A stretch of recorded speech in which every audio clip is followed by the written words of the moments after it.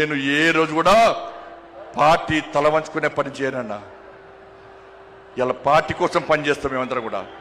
ప్రతి భారతీయ జనతా పార్టీ కార్యకర్త జై శ్రీరామ్, భారత్ మాతాకి జై అని నేను భారతీయ జనతా పార్టీ కార్యకర్తనని చెప్పి తలెత్తుకొని సగర్వంగా తలెత్తుకునే విధంగా పనిచేస్తుంది తప్ప పార్టీకి తల వంచే పని చేయనన్నా.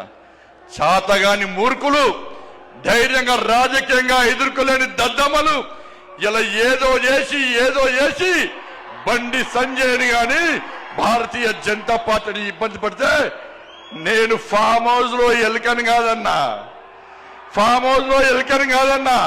నేను నా అయ్య పేరు చెప్పి రాజకీయాలు రాలేదన్నా, నా తాత పేరు చెప్పి రాజకీయాలు రాలేదన్నా, ఏదో జెండా పెట్టి ఎత్తే రాలేదన్నా.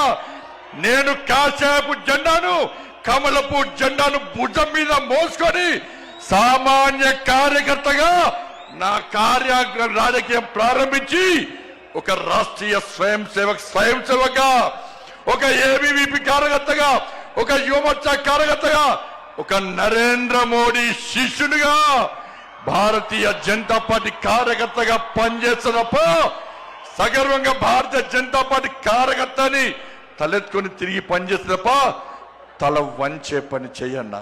నన్ను నమ్మండి అన్నా, తప్పుడు ప్రచారం నమ్మకండి అన్నా. మా ఎంబడి ఉండండి, ఇక వదిలిపెట్టే ప్రసక్తే లేదు. ఈ రోజు నుంచే మోడీ గారు ఈ రోజు వచ్చిపోయిన తర్వాత ఈ రోజు నుంచే తెలంగాణ రాష్ట్రంలో ధర్మం, తెలంగాణ అభివృద్ధి, ధర్మం ఆధారితంగా తెలంగాణ రాష్ట్రాన్ని అభివృద్ధి చేయాలంటే జై శ్రీరామ్, జై తెలంగాణ, జై శ్రీరామ్, జై శ్రీరామ్.